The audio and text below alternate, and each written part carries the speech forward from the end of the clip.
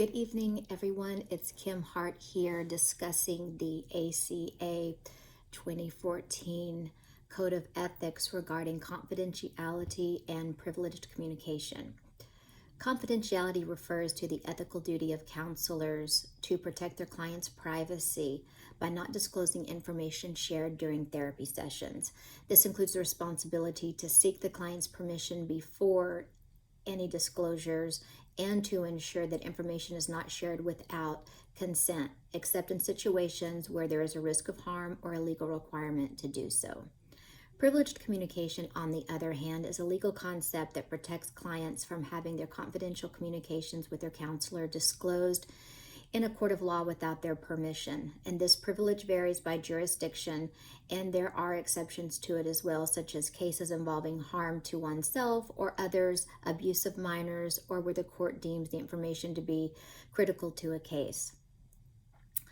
And the ACA Code of Ethics does require counselors to understand and uphold both confidentiality and the legal aspects of privileged communication, educating clients about the limitations and the exceptions of each.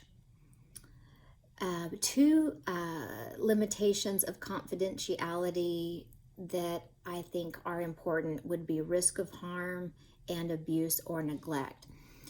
Risk of harm would be if a client poses a risk to themselves or others.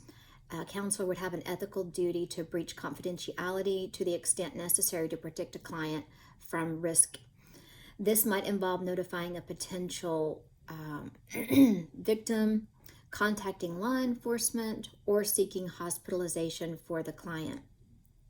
Regarding abuse and neglect, counselors are mandated reporters when it comes to abuse or neglect of the vulnerable population, such as the elderly, children, or those with disabilities.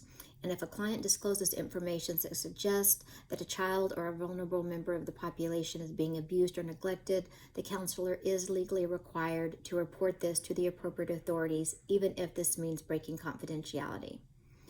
And it is difficult for counselors often to balance the client's right to privacy with the need to protect the client or others from serious harm. But they have to navigate and uphold the law and their professional responsibilities at the same time. So how I would explain these to my client would be explaining the difference between confidentiality, letting them know that, meaning that anything they shared with me in a session would be private, and that there would be a few circumstances where I may need to break that confidentiality. And I would explain to them, depending if that was caused to harm themselves or others, or if the court brought something to our attention that they felt like something was needed for a court case, and that I would explain that to them in real time as things were happening. It's important to get informed consent prior to even beginning the therapy session.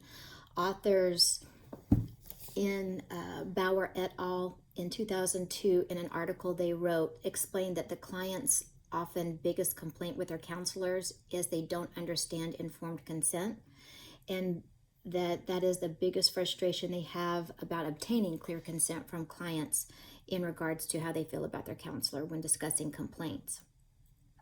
Also, authors Glossop et al.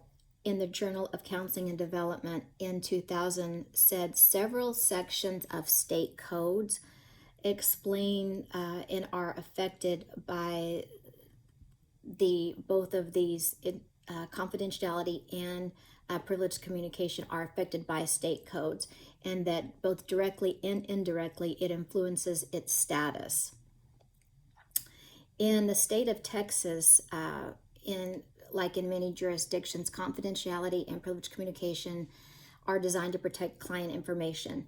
Confidentiality laws in Texas generally require that mental health professionals keep information shared by clients confidential, not disclosing it. However, as with other guidelines like ACA, there are exceptions to this rule. Privileged communication in Texas is addressed in the Rules of Evidence, specifically Texas Rule of Evidence 505. This legal concept generally protects clients from having their confidential communications with their mental health care provider, disclosed in court without their permission. However, the privilege belongs to the client, not the counselor, and can be waived by the client. And there are also exceptions to this privilege, just like confidentiality, including cases involving legal proceedings.